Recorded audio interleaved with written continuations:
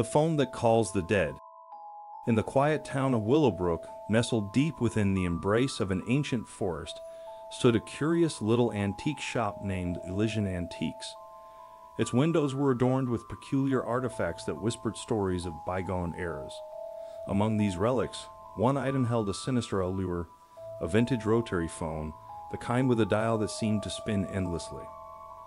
Lucy, a spirited young woman with an unquenchable thirst for adventure, had always been drawn to the supernatural. One rainy afternoon, she entered Elysian Antiques seeking shelter from the downpour. Her eyes fell upon the peculiar phone, shrouded in a shadowy corner of the store. The shopkeeper, an elderly woman named Agnes, regarded Lucy with a knowing glint in her eye. "You have an interest in the unusual, don't you, dear?" Agnes inquired. Lucy nodded eagerly, her curiosity piqued by the phone's eerie presence. Agnes, with a mysterious smile, recounted the phone's history, a cursed relic that was said to connect the living with the realm of the dead. "This phone," Agnes whispered, "is rumored to have called upon the spirits of those who have passed on. Its previous owner met a tragic end, and now it seeks a new connection with the other side." The story sent a shiver down Lucy's spine, but it also ignited an unexplainable fascination within her. Ignoring the ominous warning, she decided to purchase the phone. That night, the rain continued to pour relentlessly, casting a pall of darkness over Lucy's small apartment. She placed the phone on her wooden table and stared at it, feeling both a sense of dread and excitement. The rain seemed to drum on the windows like a morose symphony. As the clock struck midnight, Lucy gathered her courage and hesitantly picked up the receiver. The dial spun, clicking ominously with each number she dialed.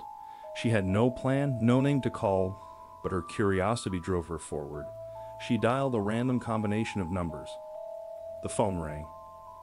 Lucy's heart raced as she held her breath, the tension in the room palpable. Finally, a voice, faint and filled with sorrow, emanated from the other end. "Lucy," it whispered, "is that you?" Lucy's blood ran cold. No one but her closest friends and family knew her name, and she hadn't mentioned it during the call. Fear gripped her, but curiosity pushed her to reply, "Who are you? How do you know my name?" The voice on the other end sighed, a mournful sound. "I am Emily, your great-grandmother. I've been waiting for you." Tears welled up in Lucy's eyes. She had never met her great-grandmother, who had passed away long before she was born. The phone had connected her with a spirit from the past. Over the next few days, Lucy spoke with Emily, learning about her life and experiences. Emily's tales were captivating, filled with love, loss, and regret. Lucy felt an inexplicable bond with her newfound spectral friend. But as the days passed, strange things began to happen. Objects moved on their own, shadows danced in the corners of Lucy's apartment, and a bone-chilling coldness settled in her home. Emily's stories turned darker, revealing secrets that had been buried for generations. Lucy soon realized that the phone had not just connected her with Emily, it had opened a gateway to the restless spirits of the past. Their presence grew stronger, their demands more insistent. They wanted something from Lucy, something that would release them from their eternal torment. Haunted and terrified, Lucy knew she had to sever the connection.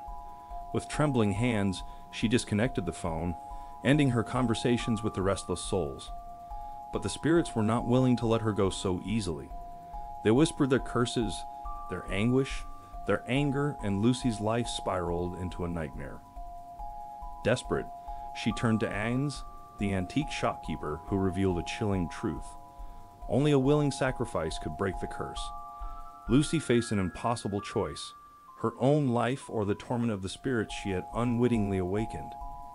As the rain continued to fall, Lucy made her decision, and the antique phone returned to Elysian Antiques, awaiting its next victim, forever bound to the darkness between the worlds of the living and the dead. If you liked the story, don't forget to like and subscribe.